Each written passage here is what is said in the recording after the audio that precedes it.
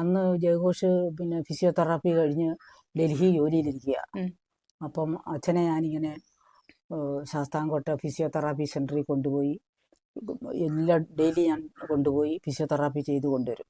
അപ്പോൾ അത് മോൻ അറിഞ്ഞപ്പോഴത്തേക്ക് അയാൾ ഇനി വന്നു ലീവിന് വന്ന് എങ്ങനെ ഇരിക്കുന്ന അച്ഛനെ നോക്കാം, ഫിസിയോതെറാപ്പി ചെയ്യാമെന്ന് വിചാരിച്ചു. അപ്പോൾ വന്ന് അപ്പം പിന്നീട് തിരിച്ച് ചെല്ലുമ്പോൾ ഡൽഹിയിൽ ആ ഫിസിയോതെറാപ്പി വിങ്ങിൻ്റെ ഹെഡായിട്ട് കൊടുക്കാനായിട്ടിരിക്കുക മോനെ.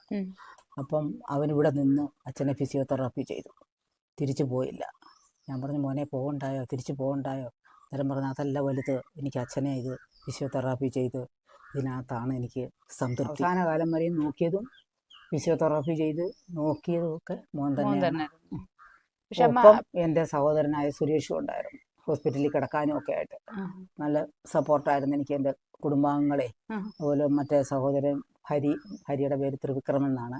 അവനും എല്ലാ ദിവസവും ചോദിക്കുകയും ഗൾഫിലായിരുന്നു. ഗൾഫ് വന്നാലുടനെ തന്നെ അച്ഛൻ പിന്നെ സാവിൻ്റെ കൂടെ കഴിയുകയും കൂടുതലും നോക്കിയത് സുരേഷാണ്. സുരേഷ് സഹോദരൻ, മൂത്ത സഹോദരൻ സിനിമ കാണാനുള്ള സുശീല ഒരു വേറൊരു സഹോദരിയുണ്ട് പഞ്ചായത്തിന്റെ, സുഷമ. മൂന്നുണ്ട്, പത്മജ പഞ്ചാബിലെ. ഞങ്ങൾ 6 പേര്, എല്ലാവരും നല്ല സപ്പോർട്ടാണ് നമ്മളോട്.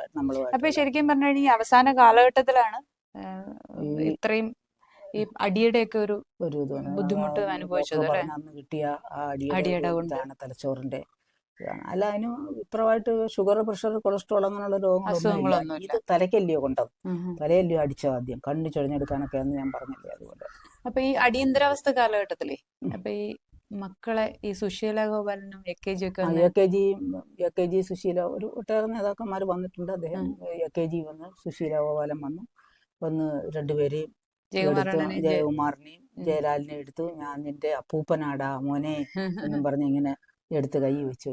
അപ്പോഴത്തേക്ക് കുഞ്ഞിനൊന്നും അറിഞ്ഞൂടല്ലേ, ജയലാലിനൊന്നും അറിഞ്ഞൂടല്ലോ. അപ്പം പിന്നെ പോകാൻ നേരത്ത് പറഞ്ഞു, അല്ല ഞാൻ നിന്റെ അച്ഛൻ്റെ അടുക്കേന്ന് വരുവാന്ന് പറഞ്ഞു. ഞാൻ നിന്റെ അച്ഛൻ്റെ അടുക്കേന്ന് വരുവാ, എൻ്റെ അച്ഛൻ എന്ത് ചെയ്യും? അപ്പം പോകാനായിട്ട് ഒരുങ്ങിയപ്പോൾ എൻ്റെ അച്ഛൻ്റെ അടുക്കൽ എന്നെ കൂടെ കൊണ്ടുപോകുമെന്ന് പറഞ്ഞു. വലിയമ്മ ജയകുമാർ പറഞ്ഞു എൻ്റെ അച്ഛൻ്റെ അടുക്കൽ എന്നെ കൂടെ കൊണ്ടുപോകുമെന്ന് പറഞ്ഞു. നിർബന്ധം പിടിച്ചു. ശരിക്കും ഈ പാർട്ടി പ്രവർത്തനങ്ങൾ കൂടുതലും ജയകുമാറണ്ണനും ജയലാലണ്ണനുമാണ് അല്ലെ കൂടുതലും. ജയകുമാറിന് പിന്നെ കോളേജില്, ശാസ്താംകോട്ട കോളേജിലെ ഇത് അങ്ങ് മുൻപന്തിയിൽ നിന്നങ്ങ് സമരം ചെയ്യുമല്ലോ. ഈ കുറെ പേരൊക്കെ ഇങ്ങനെ പുറകോട്ടൊക്കെ പോകും. ഇതങ്ങനെ ഭയമൊന്നുമില്ലല്ലോ അവന്. അപ്പം മുൻപേ നിന്ന് പോലീസ് അടിച്ച്, ഇപ്പോഴും കാലിന് നല്ല ഇതില്ല, പോലീസ് ഇവിടെ അങ്ങ് ചതച്ച് കളഞ്ഞു പോലീസ്. സമരത്തിന് സഭയുടെ സമരമായിരുന്നു കോളേജിൽ. അങ്ങനെ പിന്നെ ഇപ്പോഴും കാലിന്റെ ഒരു വേദന കൂടെ ഉണ്ടാവുന്നുണ്ട്. ഒരുപാട് ദിവസം ഡിസ്ട്രിക്റ്റിൽ കിടന്നതാണ് അടി കൊണ്ട്. ഇപ്പൊ അവരൊക്കെ എന്തൊക്കെയാണ് ചെയ്യുന്നത്? ജയകുമാറിന് എന്താ ജോലി ചെയ്യുന്നത്? ജയകുമാർ ഖത്തറിലാണ്. അവന് MBA കഴിഞ്ഞ് പോയതാണ്, ബിസിനസ് മാന് കഴിഞ്ഞ് പോയതാണ്. അവിടെ വൈഫ് കരുനാഗപ്പള്ളി ഹൈസ്കൂളിലെ ടീച്ചർ.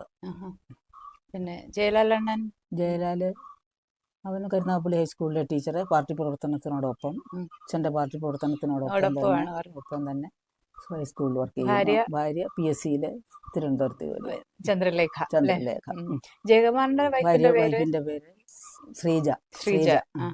2 പേരുണ്ട്. പിന്നീട് ജയഘോഷ് ഇപ്പം ജോലി ചെയ്യുന്നത്, ജയഘോഷ് ഇപ്പം സെക്രട്ടേറിയറ്റിലായിരുന്നു. അവിടുന്ന് പിന്നെ ഡെപ്യൂട്ടേഷനിലെ ഇപ്പം നിർമ്മാണ തൊഴിലാളിയുടെ കോട്ടയം ജില്ലയുടെ ഓഫീസറാണ്, ജില്ലാ ഓഫീസറാണ്. പിന്നെ മോള് ഫിസിയോതെറാപ്പി കഴിഞ്ഞതാണ്. അവള് വൈഫ് പിന്നെ അവള് പത്മാവതിയിൽ ഫിസിയോ ആയിട്ടിരുന്നായിരുന്നു നേരത്തെ. അടൂരിൽ ഇരുന്നിട്ടുണ്ട് നേരത്തെ ഫിസിയോ ആയിട്ട്. പിന്നെ ഇതങ്ങ് ആ ഫീൽഡ് അങ്ങ് വിട്ടിട്ട് സെക്രട്ടേറിയറ്റ് അസിസ്റ്റന്റ് എഴുതി യൂണിവേഴ്സിറ്റി അസിസ്റ്റന്റ് ആയിട്ട് കിട്ടി തിരുവനന്തപുരത്ത്. അങ്ങനെ അവർ തിരുവനന്തപുരത്ത് താമസിച്ചുകൊണ്ടിരുന്നതാണ്. പിന്നീട് ഇപ്പം കോട്ടയത്താണ്, ഫാമിലിയായിട്ട് കോട്ടയത്ത്.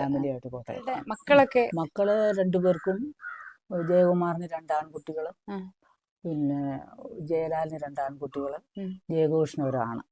അങ്ങനെ ചുരുക്കം നമുക്ക് ആൺമക്കൾ മാത്രമേ ഉള്ളൂ. കൊച്ചുമക്കളും ആൺമക്കള്. അമ്മ കേരള കശുവണ്ടി വികസന കോർപ്പറേഷനിലെ ആദ്യത്തെ മാനേജറും ചെക്കറും ആയിരുന്നു. അപ്പൊ അന്ന് ആൾക്കാരുടെ ഇടയിൽ അമ്മയ്ക്ക് ഒരു വിളിപ്പേരുണ്ടായിരുന്നു, സ്നേഹമുള്ള സിംഹം. സ്നേഹമുള്ള സിംഹം. സത്യത്തിൽ അവിടുത്തെ ആ എക്സ്പീരിയൻസിനെ കുറിച്ച് സ്നേഹമുള്ള സിംഹം എന്ന് എന്തൊക്കെയാണെന്ന് പറയാൻ പറയുന്നത് പറ്റുമോ? എന്താണെന്ന് അറിയാം. ഈ സ്നേഹമുള്ള സിംഹം എന്ന് പറയുന്നത് ഈ ജോലിക്കാര്യത്തിൽ വിട്ടുവീഴ്ചയ്ക്ക് തയ്യാറല്ല ഞാൻ. ജോലിയായിട്ട് തന്നെ ചെയ്യണം. എന്നാൽ അവരെ ഞാൻ വിട്ടുകളയത്തില്ല. സ്നേഹം, നല്ല സ്നേഹമാണ് കശുവണ്ടി തൊഴിലാളിക്ക്. ഭയങ്കര സ്നേഹമാണ്. എല്ലാവർക്കും പരിപ്പ് തൂക്കാൻ, ഈ പരിപ്പൊക്കെ തൂക്കാണ്ടിരുന്ന ക്ലർക്കന്മാരെയൊക്കെ അങ്ങ് അറ്റാക്ക് ചെയ്യും ഈ കശുവണ്ടി തൊഴിലാളികൾ.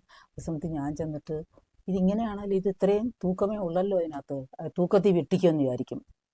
തൂക്കമുണ്ട്. ഇങ്ങനെ ഈ പരിപ്പ് ജോലി ചെയ്ത് തൂക്കാൻ കൊണ്ടുവരുമല്ലോ.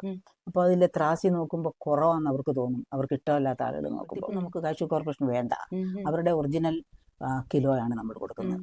ഇപ്പം മറ്റ് പ്രൈവറ്റിൽ അങ്ങനെയല്ല. പ്രൈവറ്റിൽ നിന്ന് വ്യത്യസ്തമായിട്ട് നമ്മൾ കാണുന്ന കിലോന് തൊഴിലാളിയെ അത്ര ദ്രോഹിക്കത്തൊന്നുമില്ല നമ്മൾ.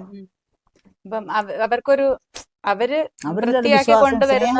അതല്ല, നല്ല സ്നേഹവും വിവരവുമുള്ള തൊഴിലാളികളാണ്. നമ്മൾ സ്നേഹിച്ചാലുണ്ടല്ലോ ഇരട്ടി സ്നേഹം തരുന്ന തൊഴിലാളിയാണ് അവര്. ഞാൻ കേട്ടിട്ട് ഞാൻ ഓരോ കാര്യങ്ങൾ പറഞ്ഞു കൊടുത്ത കാര്യങ്ങൾ നമ്മൾ നമ്മുടേതായ സ്റ്റാൻഡിൽ നിൽക്കണം. അവരങ്ങനെ പറഞ്ഞാൽ കേൾക്കണ്ട, ഇങ്ങനെ പറഞ്ഞാൽ കേൾക്കണ്ട, അങ്ങനെയൊക്കെയുള്ള കാര്യങ്ങൾ നമ്മൾ പറഞ്ഞ് മനസ്സിലാക്കി കൊടുത്ത് അങ്ങനെ അതുകൊണ്ട് കുറച്ചുകൂടെ അവസാനമൊക്കെ ആയപ്പോഴത്തേക്കും നല്ല ഒരു സംസ്കാരമുള്ള ഒരു സ്ഥാപനമായിട്ട് മാറി എന്നാണ് എൻ്റെ ഒരു വിശ്വാസം. എത്ര വർഷമാണ് സർവീസ് ചെയ്തത് അവിടെ? 33 വർഷം സർവീസ് ചെയ്തു. 33.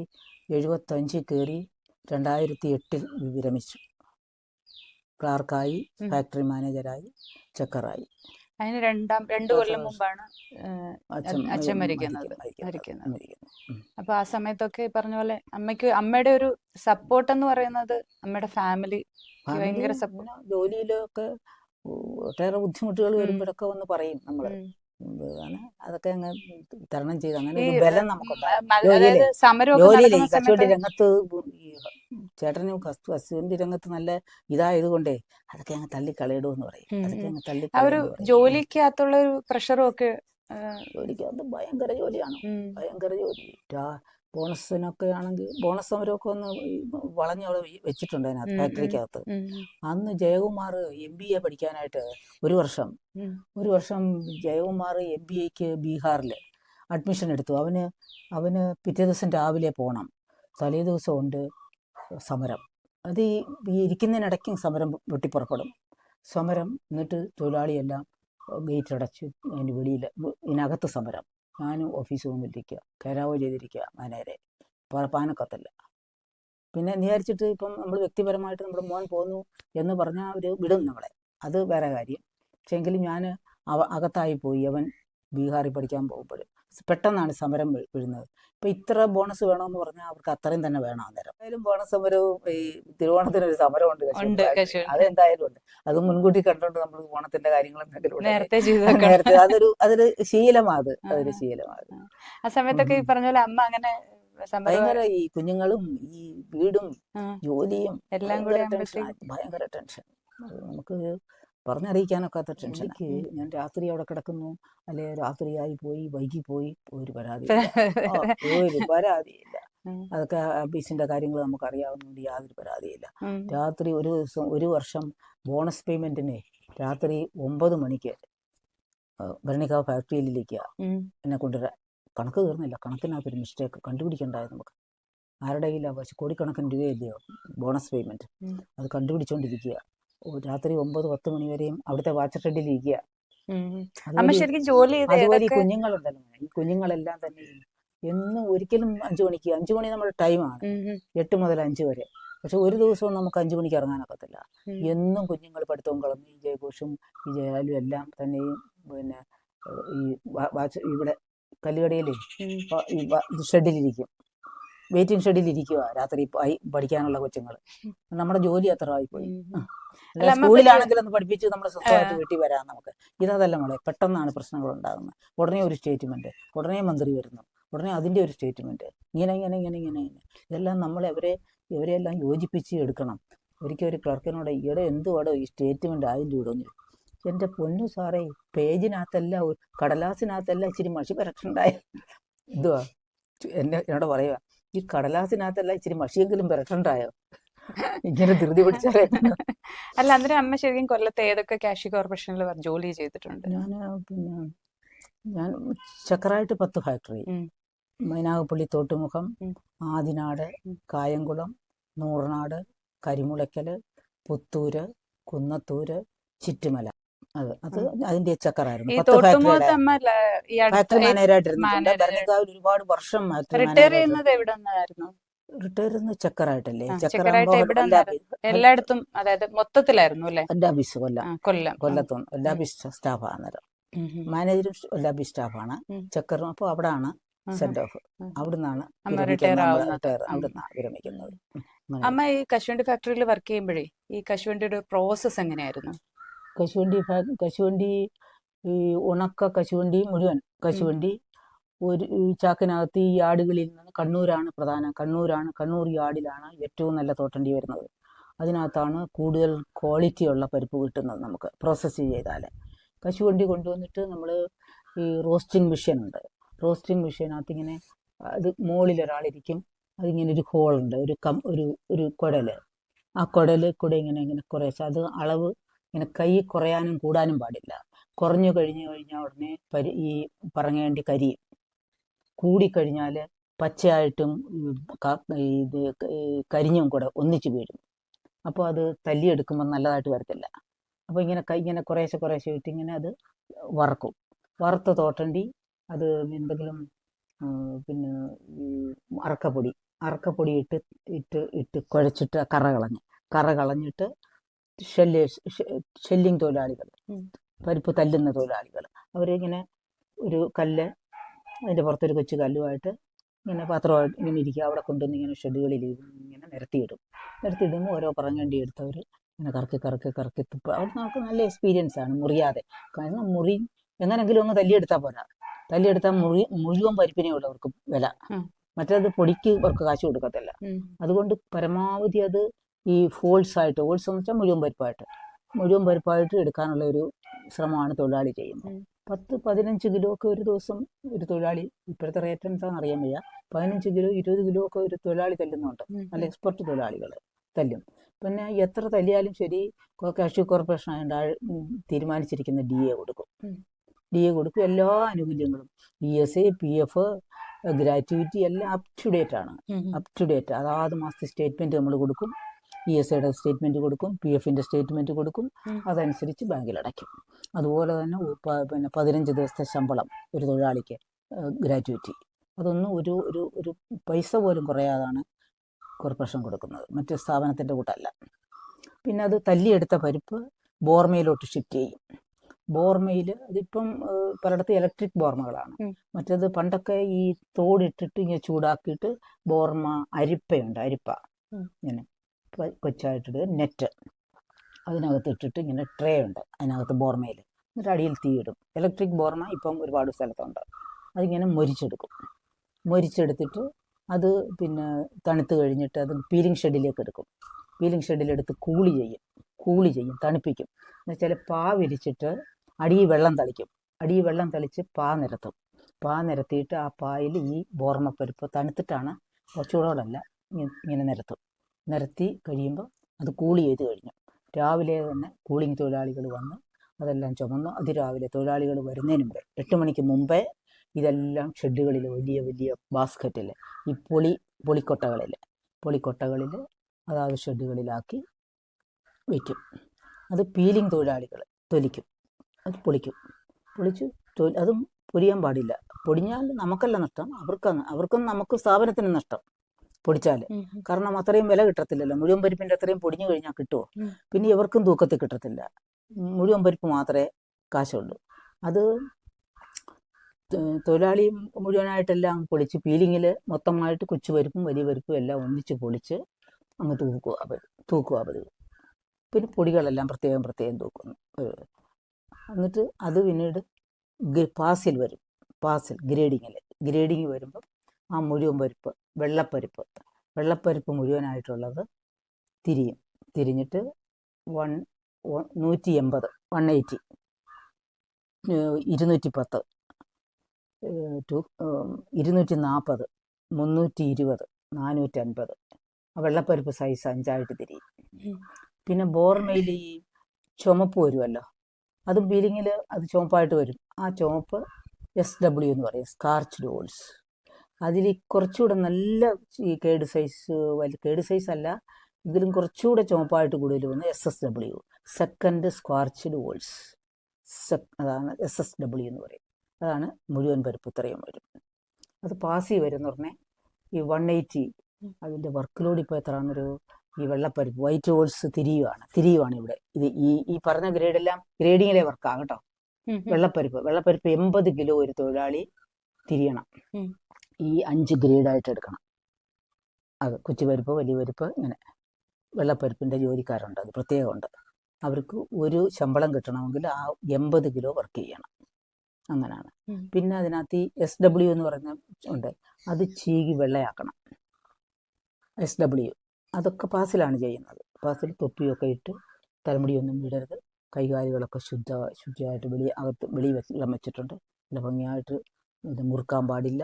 എന്ന് വെച്ചിട്ടുണ്ടെങ്കിൽ ഇതെല്ലാം ഇവിടുന്ന് അവസാനം മിനുക്ക് പണിയാണ്. പിന്നെ അങ്ങ് ഫില്ല് ചെയ്ത് പോത്തേ ഉള്ളൂ. അതിനകത്ത് അങ്ങനെ വല്ല മുറുക്കാനോ വല്ലതും കിടന്നു കഴിഞ്ഞാൽ പിന്നെ അങ്ങ് മറ്റു രാജ്യങ്ങളിലൊക്കെ, അമേരിക്ക അവിടത്തേക്കൊക്കെ, ഒരു ബ്രസീൽ അവിടെയൊക്കെ ഇത് എക്സ്പോർട്ട് ചെയ്യുന്നുണ്ടല്ലോ നമ്മൾ ഇത്. അതുപോലെ തോട്ടണ്ടി നമ്മൾ ഇമ്പോർട്ട് ചെയ്യുന്നുണ്ട്, അതുപോലെ ആഫ്രിക്കൻ തോട്ടണ്ടിയൊക്കെ. പിന്നെ അപ്പോൾ അതിങ്ങനെ ചെയ്തിട്ട് നമ്മളിവിടെ തോട്ടുമുഖം ഫാക്ടറിയിൽ ഇത് നിറയില്ല, ഫില്ല് ചെയ്യുന്നില്ല. ഇതെല്ലാം ആദിനാട്, മൈനാഗപ്പള്ളി, പിന്നെ പുത്തൂർ, ഇത് എല്ലാം കൂടെ അങ്ങ് കായംകുളത്താണ് നിറയ്ക്കുന്നത്. കായംകുളത്ത് ഫാക്ടറിയിൽ ഇങ്ങനെ തിരിഞ്ഞങ്ങ് റെഡിയാക്കി അങ്ങ് കൊണ്ടുപോകത്തേ ഉള്ളൂ ലോറിയിൽ. നമ്മുടെ ലോറിയിൽ, നമുക്ക് ലോറിയുണ്ട്, ലോറിയെല്ലാം കൊണ്ടുപോകും. അവിടെ ഇറക്കി കഴിഞ്ഞിട്ടാണത് ഫില്ല് ചെയ്യുന്നത്. കായംകുളം ഫാക്ടറിയിലാണത്. ഇപ്പം നൂറിനാട് തുടങ്ങിയിട്ടുണ്ട്. നൂറിനാട് കുറച്ച് നാളായി തുടങ്ങിയിട്ട്. ഞാൻ സർവീസിൽ ഇരിക്കുമ്പോഴേ ഉണ്ട്. അവിടുന്ന് കരിമുളയ്ക്കലെയും നൂറിനാട് ഡബിൾ കമ്പനികളാണ്, വാട്ടറിൻ്റെ കമ്പനിയാണ്. ഡബിൾ കമ്പനികളാണ്. 400 ചാക്ക് വറക്കും. ഒരു സ്റ്റാൻഡേർഡ് ചാക്കെന്ന് പറയുന്നത് 80 കിലോ ആണ് തോട്ടണ്ടി. അങ്ങനെയുള്ള 400 ചാക്ക് തോട്ടണ്ടിയായിരുന്നു പണ്ടൊക്കെ വറക്കുന്നത്. ഇപ്പോൾ ഇല്ല, കുറവാണ്. അതുപോലെ ഭരണിക്കാവ് ഫാക്ടറിയും വലിയ സ്ട്രെങ്ത്തുള്ള ഫാക്ടറിയാണ്. 1000 ഷെല്ലേഴ്സ് ഉണ്ടായിരുന്നു, 1000 പീലേഴ്സ് ഉണ്ടായിരുന്നു. അങ്ങനെ ഇത് മൈനാപ്പള്ളിയൊക്കെ ചെറിയ ഫാക്ടറിയാണ്. അപ്പോൾ ഇതിങ്ങനെ 2-3 സ്ഥലങ്ങളിലാണ് ഫില്ലിംഗ് സെൻറ്റർ. അവിടെയാണ് ഫില്ല് ചെയ്ത് ടിന്ന് ഇനി അട്ടിയിടും. പിന്നെ എക്സ്പോർട്ട് ഏജൻസി ഈ നമ്മുടെ ഡിമാൻഡ് അനുസരിച്ച്, വെളിയിലോട്ട് അയക്കുന്ന ഡിമാൻഡ് അനുസരിച്ചിട്ട് എക്സ്പോർട്ട് ഏജൻസിക്ക് കൊണ്ടുവന്ന് നമ്മൾ ഇത് അവരിങ്ങനെ ഇടുന്നുണ്ടെ ഒരു 10 ടിന്നിൽ നിന്ന് ഒരെണ്ണം എടുത്ത് പൊട്ടിക്കും. അടുത്ത 10 ടിന്നിൽ നിന്ന് ഒരെണ്ണം പൊട്ടിക്കും. ഇത്രയും എടുക്കുമ്പോൾ അങ്ങനെ കുറേ ടിന്നുകൾ പൊട്ടിച്ചിട്ട് അതെല്ലാം കൂടെ കലർത്തിയിട്ട് ഇതിൻ്റെ എണ്ണം ശരിയാണെന്ന് നോക്കും. ഇപ്പോൾ 180 ആണെങ്കിൽ, അല്ലെങ്കിൽ 210 ആണെങ്കിൽ ആ പരിപ്പ് എണ്ണി നോക്കുമ്പോൾ കറക്റ്റ് 210 ആവണം. മനസ്സിലായോ? അപ്പം 210-ന് താഴെയാണെങ്കിൽ അതിൻ്റെ ഹയർ ഗ്രേഡ് ഇതിനകത്ത് കലർന്നു, കമ്പനിക്ക് നഷ്ടം. പിന്നെ 210-ൽ നിന്ന് 240 ആണെങ്കിൽ അത് 230 പരിപ്പുണ്ട്. 210 എണ്ണി നോക്കിയപ്പോൾ 230 ഉണ്ടെങ്കിൽ ലോവർ ഗ്രേഡ് കലർന്നു, റിജക്റ്റ് ചെയ്യും അവരെഴുതിയിട്ടേച്ചാണ് പോകും. പിന്നെ ഇത് ഇത്രയും ആ ഫാക്ടറി മാനേജർ അല്ലെങ്കിൽ കമ്പനി വഹിച്ചോണം, റീവർക്ക് ചെയ്യിക്കണം. കോർപ്പറേഷൻ കൊടുക്കത്തില്ല, സാലറി കട്ട് ചെയ്യും. ഭയങ്കര ടെൻഷനാണ് ഈ ജോലി, ഈ പരിപ്പ് എക്സ്പോർട്ട് ചെയ്ത് പോകുന്നത് വരെ ഭയങ്കര ടെൻഷനാണ്. നമ്മൾ ഇവിടെ ഇരിക്കുമ്പോഴായിരിക്കും അവിടെ ഇത് കേസ് കയറ്റാൻ വന്നു, അല്ലെങ്കിൽ പിന്നെ ഇന്നതിന് വന്നു എന്ന് പറയും. ഒരു ദിവസം വലിയ മോൻ എന്നെയും കൊണ്ട് പാഞ്ഞു വണ്ടിയിൽ, എക്സ്പോർട്ട് ഇൻസ്പെക്ഷൻ ഏജൻസി വന്നു. അങ്ങനെ ഭയങ്കര ടെൻഷനുള്ള ജോലിയാണ്. ഈ ഭരണിക്കാവിൽ നടന്ന സമരം എങ്ങനെയായിരുന്നു? ഭരണിക്കാവിലെ സമരം എന്ന് പറഞ്ഞാൽ എൻ്റെ ഓർമ്മയിൽ ഈ വർക്ക് ലോഡിനെ സംബന്ധിച്ചുള്ള, മറ്റവർക്ക് ഈ കൂലി വർക്ക് ലോഡ് കുറയ്ക്കണം. ഞാൻ പറഞ്ഞല്ലേ 80 കിലോ തിരിയണമെന്ന് പറഞ്ഞു, അതവർക്ക് കുറയ്ക്കണം. അത് വർക്ക് ലോഡ് ഒരുപാടാണ്. അതുപോലെ അടുത്തൊരു ഗ്രേഡ് DW എന്ന് പറയും, ഡെസർട്ട് വോൾസ്. അതുമൊക്കെ ഈ ചീവി മുഴുവൻ പരിപ്പ് എടുക്കേണ്ടതാണ്. ചീവിയിട്ട് ഡെസർട്ട് വോൾസ് എന്ന് വെച്ചാൽ വോൾസ് എന്ന് വെച്ചാൽ കറ നിറം, ഈ ചിലപ്പം തോട്ടണ്ടിക്കകത്തെ കറ പുറത്തോട്ട് വന്ന് അങ്ങനെയൊക്കെ ഇരിക്കുന്നതുകൊണ്ട് പുഴുക്കുത്ത് നമ്മൾ എടുക്കുമ്പോഴും നമുക്ക് കാണാമല്ലോ ഒരു പുഴുക്കുത്ത്, അത് എടുക്കത്തില്ല. അത് കട്ട് ചെയ്തെടുക്കണം. അല്ലെങ്കിൽ അല്ല പുഴുക്കുത്തിൻ്റെ സ്ഥലം ഇങ്ങനെ ചുരണ്ടി അത് ഓൾസായിട്ട് എടുക്കാൻ പറ്റുന്നെങ്കിൽ എടുക്കണം, അല്ലെങ്കിൽ കട്ട് ചെയ്തെടുക്കണം. അങ്ങനെയൊക്കെ അതിൻ്റെ. അപ്പോൾ അതിൻ്റെ വർക്ക് ലോഡ് ഇത് 5 കിലോ ആണ് പുഴുക്കുത്ത് കിട്ടേണ്ടത്. PKW. DW 6 കിലോ ആണ്. വർക്ക് ലോഡ് 6 കിലോ റെഡിയാക്കി തൂക്കി കൊടുത്തെങ്കിലേ ഒരു ആതിര വീഴത്തുള്ളൂ. PKW 5 കിലോ റെഡിയാക്കി കൊടുത്തെങ്കിലേ കിട്ടത്തുള്ളൂ. വൈറ്റ് ഓട്സ് 180 കിലോ തിരിഞ്ഞെങ്കിലേ ഇത് ഒരു ജോലി ശമ്പളം കിട്ടത്തുള്ളൂ. അപ്പോൾ ആ വർക്ക് ലോഡ് അവർക്ക് കുറയ്ക്കണമെന്നും പറഞ്ഞു. അങ്ങനെ വർക്ക് ലോഡ് കുറച്ച വർക്ക് ലോഡാണ് ഞാനിപ്പോൾ പറയുന്നത്. സമരത്തിന്റെ ഭാഗമായിട്ട് വർക്ക് ലോഡ് കുറച്ചു. അതിന് മുമ്പ് അതിൽ കൂടുതലായിരുന്നു വർക്ക് ലോഡ്. വർക്ക് ലോഡ് കുറച്ചായിരുന്നു. അപ്പോൾ അങ്ങനെ പാസില് ഇവർക്കെല്ലാം പിന്നെ ഈ വർക്ക് ലോഡ് കുറയ്ക്കണമെന്നും പറഞ്ഞു പാസുകാരുടെ സമരം ചെയ്ത് പിന്നെ എന്നെ അങ്ങ് വളഞ്ഞു ഓഫീസ് റൂമിൽ അവിടെ ഇരുത്തി. അപ്പം പിന്നെ മറ്റേ പീലിങ്ങുകാരും ഷെല്ലിങ്ങുകാരും വെളിയിൽ നിന്നിട്ട് 45 ദിവസത്തെ സമരമായിരുന്നു. 45 ദിവസം. ഈ 45 ദിവസവും എന്നെ കയറ്റത്തില്ലെങ്കിൽ 4:30 മണിക്ക് എന്നെ കൊണ്ടുവിടും. 4:30 മണിക്ക് പിന്നെ ഫാക്ടറി പടിക്ക് കൊണ്ടുവിടും. വെളുപ്പാങ്കാലത്ത് അതിനകത്ത് കയറും ഞാൻ. ഇല്ലെങ്കിൽ പിന്നെ കയറാനൊക്കത്തില്ല. ഇവർ തടയും. 8 മണിയാവും 6 മണിയൊക്കെ ആകുമ്പോഴത്തേ ഇവർ തടയും വന്ന്. നമ്മൾ കയറാനൊക്കത്തില്ല. നമ്മൾ കയറാതിരുന്നൊക്കത്തില്ല. ഫാക്ടറിക്കകത്തേ കാരണം പരിപ്പുകളൊക്കെ ഒരുപാടൊക്കെ ഇരിക്കുകയല്ലേ, സ്റ്റോക്ക് ഇരിക്കുകയല്ലേ. അതുകൊണ്ട് അപ്പോൾ ഇവർ ഇതിനകത്ത് കിടക്കുക.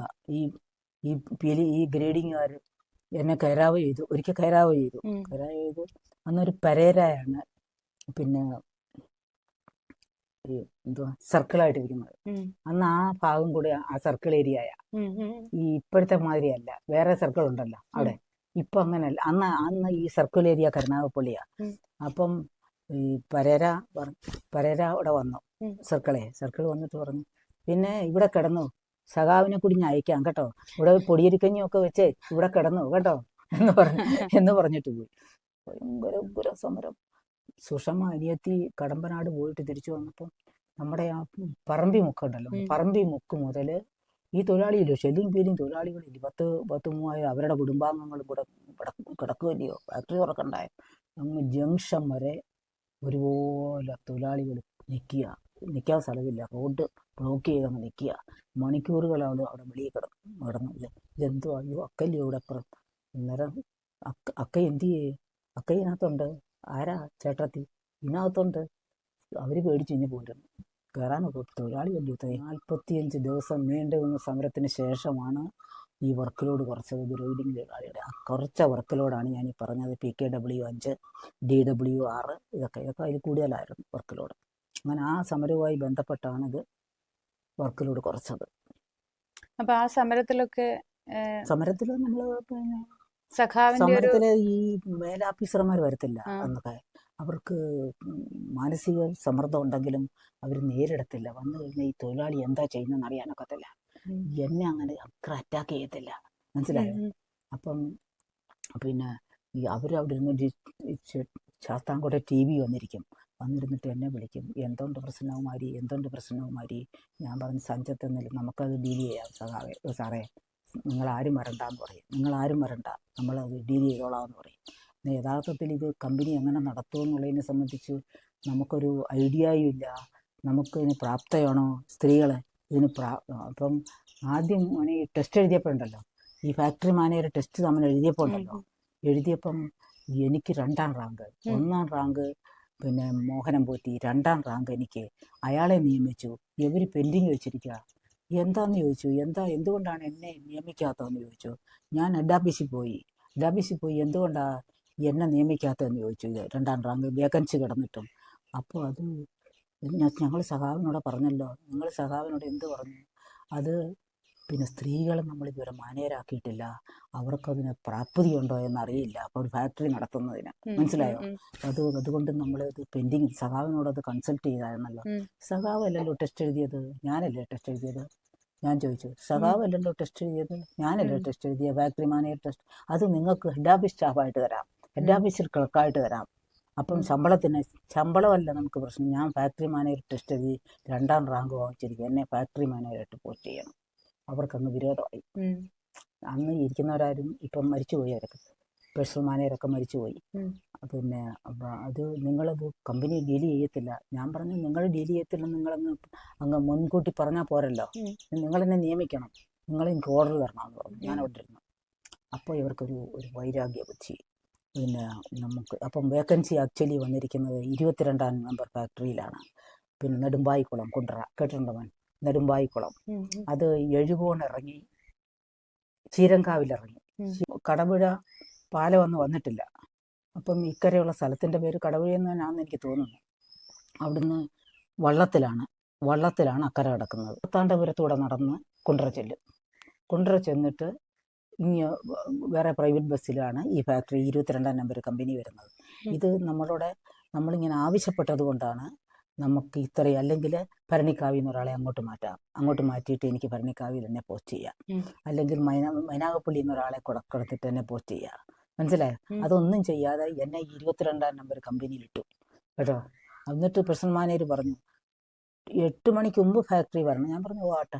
5:30-ക്കൊരു ലക്ഷ്മി എന്നും പറഞ്ഞൊരു വണ്ടി നമുക്കുണ്ട് പണ്ട്. ലക്ഷ്മി ഒരു എഴുകോൺ വണ്ടി ഉണ്ടായിരുന്നു 5:30 മണിക്ക്.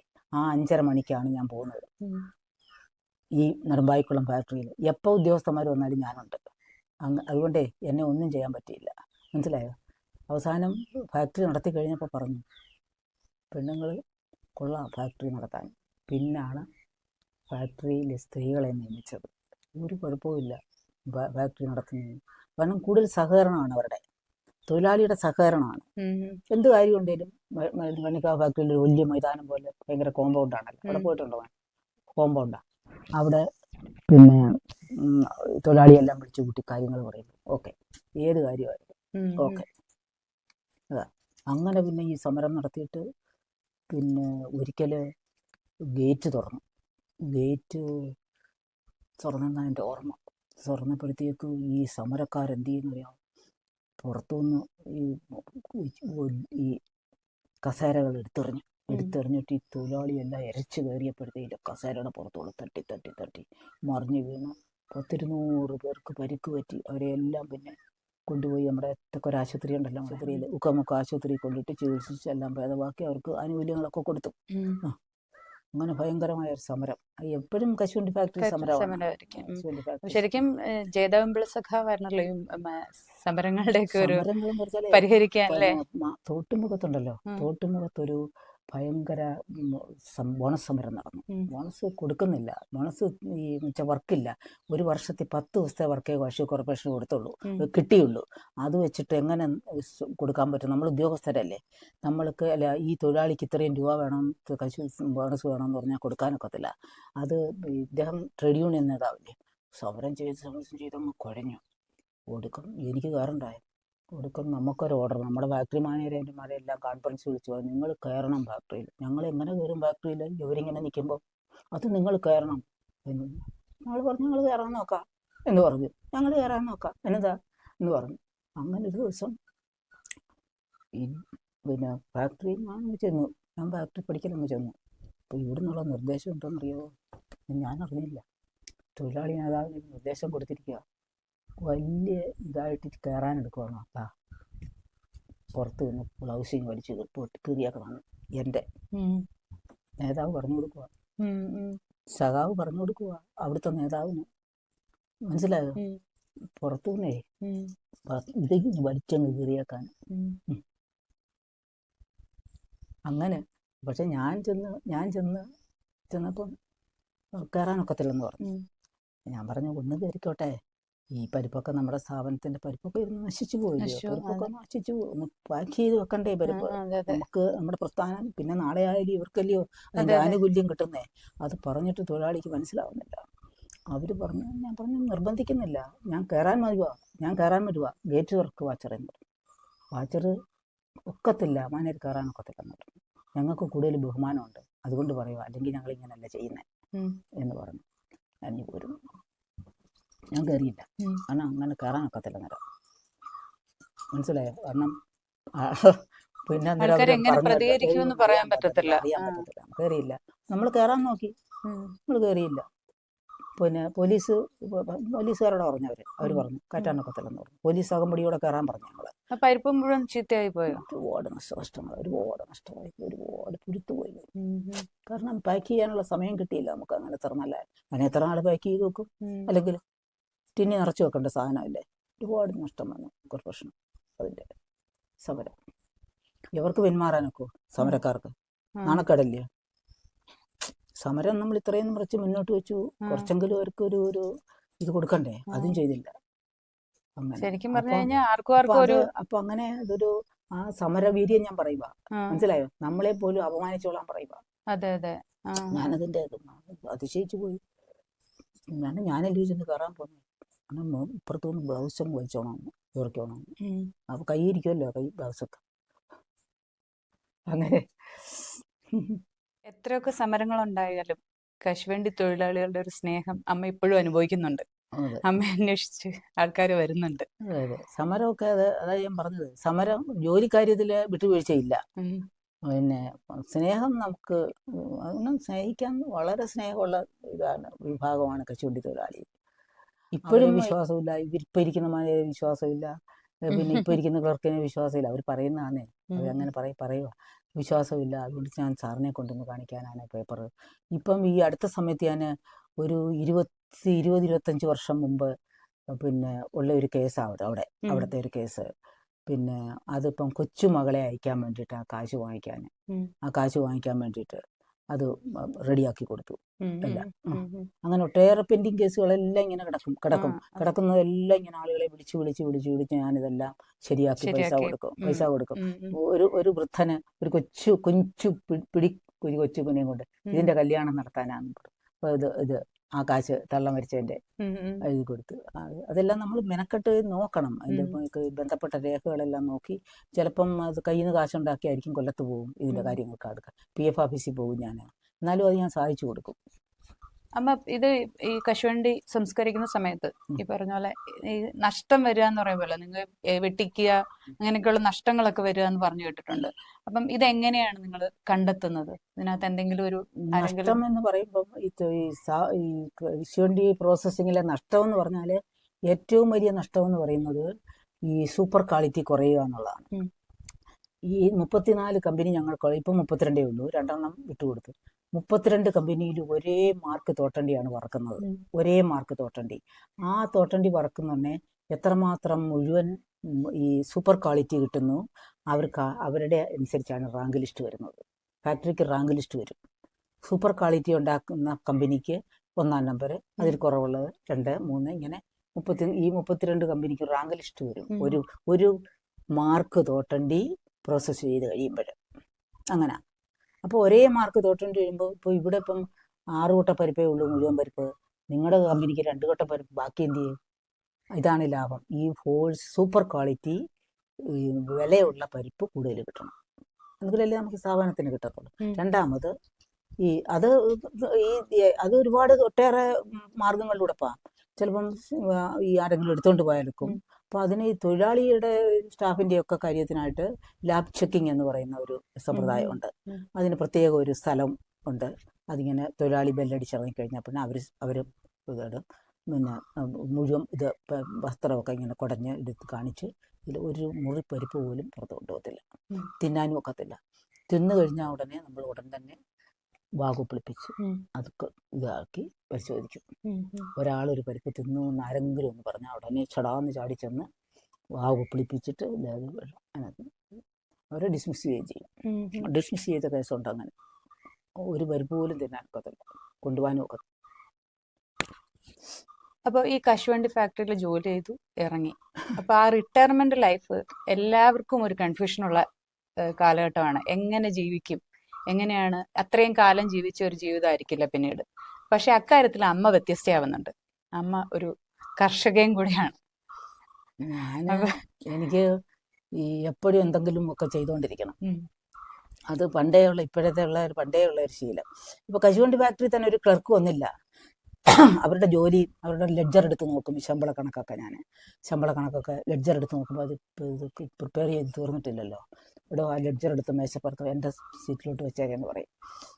വെച്ച് കഴിഞ്ഞിട്ട് ഞാൻ അത് അയാൾക്ക് എന്തെങ്കിലും അസൗകര്യം കൊണ്ടല്ല വരാതെ ശമ്പളം കൊടുക്കണം, അല്ലാതെ ഒന്ന് പെൻഡിങ് വെക്കാനൊക്കത്തില്ല നമുക്ക്. നാളെ ശമ്പളം കൊടുക്കണം തൊഴിലാളിക്ക് വിരൽ പതിച്ച്. അത് അവിടെ ഇരുന്ന് ആ ക്ലർക്കിൻ്റെ ജോലി മുഴുവൻ ഞാൻ ചെയ്യും. തീർന്നില്ലെങ്കിൽ ഈ ബുക്കിങ് ഇവിടെ തരാൻ പറയും, വീട്ടിൽ തരാൻ പറയും. രാത്രി 1 മണിക്കൊക്കെ ഇരുന്ന് കമ്പർഷം കൂടെ ശരിയാക്കി കൊണ്ടുപോകും. അങ്ങനെ എനിക്കങ്ങനെ ജോലി ചെയ്യുന്നതിന് ഇപ്പോഴും മടിയില്ല. ഇപ്പോഴും എനിക്ക് മടിയില്ല. ഇപ്പം കുറെ ഈ പശുക്കൾ കൊച്ചുണ്ടല്ലോ, ഉണ്ടല്ലേ? അല്ല ഈ കൊച്ചുണ്ടല്ലോ, അവള് ആ. എന്തിനാ അമ്മ ഇതൊക്കെ ചെയ്തു വെക്കുന്നത്? ജയലാലി ഇതൊക്കെ എന്തിന് പ്രാന്ത്, പാത്രങ്ങളൊക്കെ തേച്ച് മെഴുക്കി റെഡിയാക്കി അവള് വന്നപ്പോഴത്തെ അരി വേവാറായി, ഇങ്ങനെയൊക്കെ ഉള്ള കാര്യങ്ങൾ. അവിടെ കുറേ ജോലികൾ രാവിലെ ഞാനങ്ങ് ചെയ്യും. ആ. എനിക്ക് ഈ അങ്ങനെ ചുമ്മാ ഇരിക്കുന്ന ഇഷ്ടമല്ല. 5 മണിക്ക് വെച്ചെന്നെ കിടക്കാൻ വന്നാൽ പിന്നെ ചായയൊക്കെ കുടിച്ചിട്ട് പിന്നെ എന്ത് ചെയ്യണം? അതുകൊണ്ട് അതെല്ലാം തേച്ച് മെഴുക്കി വെച്ച് നമുക്ക് അതിനകത്തൊരു ഒരു ഒരു ശാരീരിക ക്ഷീണം വരുന്നില്ല മനസ്സിനും. അപ്പോൾ അതുകൊണ്ട് ഈ പശുക്കളെ നേരത്തെ കളയാമായിരുന്നു. എല്ലാവരും ചോദിക്കും, ഈ പശുക്കളെയും കൊണ്ട് നിങ്ങൾ എങ്ങനെ കഴിഞ്ഞു കൂടുന്നു? ഈ ജോലിയും പശുവും ഈ വയലിലെ ഈ നെല്ല് കൃഷിയും ഒക്കെ കൂടെ എല്ലാം ഇങ്ങനെ അങ്ങ് പോയിക്കൊണ്ടിരിക്കും. ഇപ്പോഴും പശുവിനെ കളയാൻ മനസ്സില്ല. ഇപ്പം പശു 3 എണ്ണം ഉണ്ട്. ഒരെണ്ണം പ്രസവിക്കാറായി, 8 മാസമായി. വേറൊരു പശു 2 മാസമായി. ഒരെണ്ണം ചന കേൾക്കുന്നില്ല, അതിനെ വിൽക്കാൻ 3 എണ്ണം ഞാൻ തന്നെ അഴിച്ചു കിട്ടും. പിന്നെ ഇപ്പം ഈ കാലിൽ സ്വല്പം നീര് കിടക്കുന്നുണ്ട്. 5-6 ദിവസം കൊണ്ട് കറവക്കാരനെ കൊണ്ട് ചാണകം. ഞാൻ അതിൻ്റെ പുറത്തൊരു കഴിവൊക്കെ ഉള്ളതുകൊണ്ട് ഞാൻ ഇന്നലെ പറഞ്ഞു, പിന്നെ ഇയാൾ ചെയ്താലും എൻ്റെ കാലിൽ ചാണകം പറ്റണമല്ലോ, അതുകൊണ്ട് ഇനി നാളെ മുതൽ ഇയാൾ ചാണകം വരണമെന്ന് വേണ്ട എന്ന് ഞാൻ ആലോചിക്കട്ടെ എന്ന് പറഞ്ഞിരിക്കുക. കറക്കാൻ മാത്രമേ ആളെ എനിക്ക് വലിയ ഇഷ്ടമാണത്. നമ്മളിപ്പോൾ മൂടൗട്ടായിട്ട് വീട്ടിലിരിക്കുന്നു, ചെന്ന് പശുവിനെ പിടിക്കുമ്പം എന്തോ ഇനി ഒരു പോസിറ്റീവ് എനർജി എനിക്കത് സ്വാഭാവികമായിട്ടും വരും. എന്തോ അതിനെല്ലാം ഞാൻ ഇവിടെ എല്ലാം തീറ്റും, റബ്ബർ തോട്ടത്തിലും എല്ലാം കൊണ്ടുവന്ന് നടന്നിട്ട് മുഴുവൻ സമയവും അതിന് തീറ്റ കൊടുക്കും. 3 പട്ടി അതിനോടെല്ലാം ഒന്ന് വർത്താനം പറഞ്ഞു, അതിന് വെള്ളം കൊടുത്തു, അതിൻ്റെ പാത്രങ്ങളെല്ലാം കഴുകി. മനസ്സിലായോ? അപ്പം ഈ വേറൊരാൾ നോക്കുന്ന പട്ടിയുടെ പാത്രം കഴുകുന്നു, എനിക്ക് അതിനകത്തൊന്നുമില്ല. ആ പട്ടിയുടെ പാത്രമെല്ലാം ഞാൻ കഴുകും, പട്ടിക്കൂട് കഴുകും, അതിനകത്ത് കയറി പട്ടിക്കൂട് കഴിയുന്നു, ക്ലീൻ ആക്കിയിട്ടിരിക്കുക. പട്ടിക്കൂട് കഴുകി പട്ടിയുടെ പാത്രങ്ങളെല്ലാം ദിവസവും കഴുകും. പശുവിനെ കുളിപ്പിക്കും. പൂച്ച ഒരെണ്ണം, അതിന് ദിവസം എൻ്റെ മുറിയിലെ മെത്തയിൽ ആ കാലിൻ്റെ അടുക്കൽ അതിന് കിടന്നുറങ്ങണം കേട്ടോ. അതിന് വന്ന് തട്ടും. അതുകൊണ്ട് എന്താ ദിവസവും ഇല്ല ബെഡ്ഷീറ്റ് എടുത്ത് കഴുകണം. ഇപ്പൊ അതുകൊണ്ട് 5-6 ദിവസം കൊണ്ട് കയറ്റുന്നില്ല, കേട്ടോ. അങ്ങോട്ട് കരഞ്ഞോണ്ട് വന്നാണ്. അത് കുറച്ച് സമയം മടിയിലിരിക്കണം, അത് നിർബന്ധമാണ്. എന്ത് കൊടുത്താലും ശരി കുറച്ച് സമയം ഇങ്ങനെ മടിയിലിരിക്കണം. അതങ്ങനെ ശരി. പശു, പട്ടി, ഇതെല്ലാം കൊണ്ട് സമയം പോകുന്ന അറിയുന്നില്ല. കുഞ്ഞുങ്ങള് അവർ പിന്നിപ്പോൾ സ്കൂളിൽ പോകും. നേരത്തെ സ്കൂളിൽ പോകുന്നില്ലായിരുന്നു, അവന്മാരുണ്ടായിരുന്നു. പിന്നെ ഇളയ മോന് ഇതിനകത്ത് സഹകരിക്കും. പാത്രം എടുത്തുകൊണ്ട് വരാൻ പറയും, ചിലപ്പം അത് കൊടുക്കുക ഇതെടുക്കാന്ന് പറഞ്ഞാൽ 2 പേരും സഹകരിക്കും. വലിയ ഇഷ്ടമാണ്. ഈ പശുക്കളെയൊക്കെ നോക്കാനും ഒക്കെ അമ്മ ഇപ്പോൾ തന്നെ നോക്കുന്നത്. പിന്നെ അത്യാവശ്യം പിന്നെ മോനും സഹായിക്കും. പിന്നെ എന്തെങ്കിലും രോഗം വരുവാണെങ്കിൽ, പശു, പട്ടി, പൂച്ച ഇതിനെല്ലാം രോഗം വരുവാണെങ്കിൽ നമ്മൾ വേറെ ഒരു വെറ്റിനറി ഡോക്ടറെ വിളിക്കുമ്പം നമ്മുടെ സമയത്തിന് വരത്തില്ലല്ലോ. ഇത് മനോജ് വെറ്റിനറി എപ്പോൾ വിളിച്ചാലും വരും. എനിക്കൊരു വലിയ സഹായമാണ്. പിന്നെ ഈ പശു, ഈ മൃഗത്തിനെ വളർത്തുന്നതിന് കൂട്ടത്തിൽ പശുവായാലും പട്ടിയായാലും എല്ലാം വിളിച്ചാൽ ഉടനെ വരികയും ചെയ്യും. അതിനുള്ള മരുന്നുകളെപ്പോൾ കൊണ്ടുതരും, അല്ലെങ്കിൽ വാങ്ങിക്കാൻ കുറിച്ച് തരും, എല്ലാം ചെയ്യും. അത് എന്ന് വെച്ചാൽ അസമയത്തായാലും ശരി വിളിച്ചാൽ വരും. പശുവിൻ്റെ പ്രസവമൊക്കെ എടുക്കാൻ വേണ്ടിയിട്ടേ പിന്നെ രാത്രി 2 മണിയും 3 മണി വരെയൊക്കെ ഇരുന്നിട്ടുണ്ട് മനോജ്. അത് എനിക്കൊരു വലിയ ഒരു സഹായമാണ്. ഇപ്പോഴെൻ്റെ എല്ലാ കാര്യത്തിനും ഇളയ സഹോദരൻ ഹരി എന്ന് വിളിക്കുന്ന വിക്രമനാണ് സഹായിക്കുന്നത്. ആശുപത്രി കൊണ്ടുപോകാനായാലും എല്ലാ കാര്യത്തിനും എന്നോടൊപ്പം നിൽക്കുന്നത്.